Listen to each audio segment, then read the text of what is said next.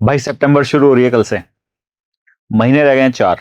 अब पहले तो बोलोगे 4 महीने कैसे होते हैं भाई, 4 महीने कैसे रह रहे हैं? सितंबर, अक्टूबर, नवंबर, दिसंबर। दिसंबर में कौन आ रहा होगा? टर्म 2 आ रहा होगा। दिसंबर में कौन आ रहा होगा?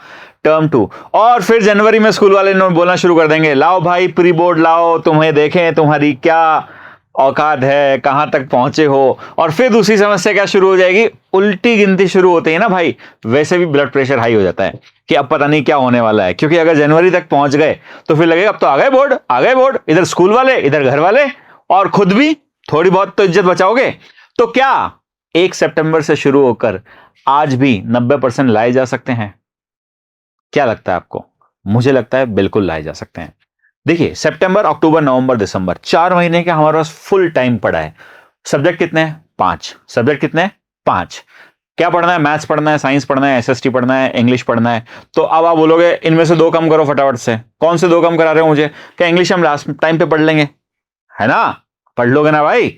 और एसएसटी वैसे भी हमें बुलेट पॉइंट पढ़ने हैं, और वहां पे हम जाके कहानी तो बना ही लेंगे, चीजें बिल्कुल फिट कर ही लेंगे। तो ये बात समाओ, मैं भी इस बात से सहमत हूं कि हाँ, कुछ ना कुछ करके अगर हम छोटा मोटा इनको अपने साथ लेके चल रहे होंगे तो हमारा काम किया जा सकता है। फिर भी कल 1 सितंबर से पढ़ना कैसे शुरू करना है भाई साहब? सबसे इंपॉर्टेंट बात, नोट्स इकट्ठे करना बंद कर दो यार। बहुत हो गए, बहुत। खुद को जानते नहीं हो क्या? 4 महीने से लगे हो, ये नोट्स ले आऊंगा, इस गुरुजी के नोट्स ले आता हूं, इस सर के नोट्स ले आता हूं, उस दीदी के नोट्स ले आता हूं, उस भैया के नोट्स ले आता हूं, और वो सब फोटो शेड करा करा के आपने क्या करके रखे हुए? इकट्ठे करके रखे हुए। भाई आज भी शुरू करोगे तो भी 90% ले आओगे। कैसे आ रहे हैं? आ रहे हैं ना। सबसे पहला काम नोट्स इकट्ठा करना बंद कर दो। सबसे पहला काम नोट्स इकट्ठा करना बंद कर दो। कि साहब नोट्स इकट्ठा करना बंद कर दें, फिर क्या करें? भाई करना क्या है, जो इकट्ठे करे हुए उनको पढ़ लो। उनको पढ़ना कैसे? बहुत आसान है, सुनो मेरी बात। सबसे पहला काम क्या करो, यूट्यूब निकालो। आप जो चैप्टर पढ़ने वाले हो, अभी किस समय है किस पे फोकस करने का? मैथ्स पे और साइंस पे।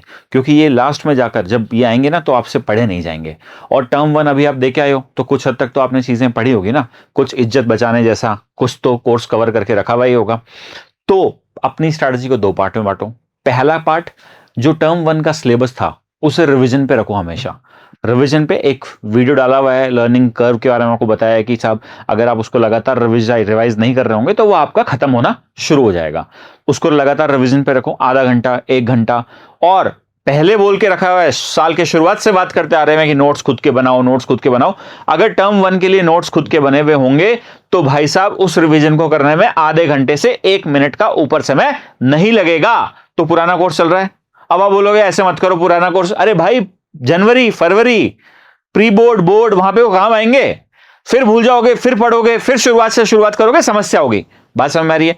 साथ में नया पढ़ना शुरू करो। नया कैसे पढ़ना है साहब? कोई भी नया चैप्टर निकालना है, क्या करो? यूट्यूब खोलो, कोई भी वन शॉट, कोई भी वन शॉट का मतलब उस चैप्टर का कोई वन शॉट वीडियो मिल रहा है उसको देख लो। अब आप बोलोगे साहब इसका पढ़ें, उसका पढ़ें, आपका पढ़ें, उसका पढ़ें। अरे भाई, जिसका समझ में आ रहा है ना उसका पढ़ो। हो गया बहुत एक्सपेरिमेंट। अभी तक चीजें फिक्स हो गई होगी किसका समझ में आता है किसका नहीं आता। जिस भाई का समझ में आता है उसका वीडियो देखो। वन शॉट पढ़ लिया, वन शॉट अपना पूरा चैप्टर एक बार दिमाग में आ गया कि साहब क्या क्या बातें आने वाली है, चुपचाप एनसीईआरटी निकालो। एनसीईआरटी निकाल के पढ़ते समय हाइलाइटर पास में रखो, चीजों को हाईलाइट करते चलो जो जो आप वहां पे लिंक कर पा रहे हो अपने वीडियो से, अपने दिमाग से। क्योंकि एनसीईआरटी में क्या है कि कुछ चीजें ऊपर नीचे, कुछ चीजों में आपको और मुझे दोनों को लगता है कि साहब बीच में कुछ चीज काम की नहीं है। जैसे ही वो एनसीईआरटी आपने पढ़ ली, वीडियो देखते समय, एनसीईआरटी पढ़ते समय अगर आप नोट्स नहीं बना पाए हैं तो अब बैठ के बना लो शांति से।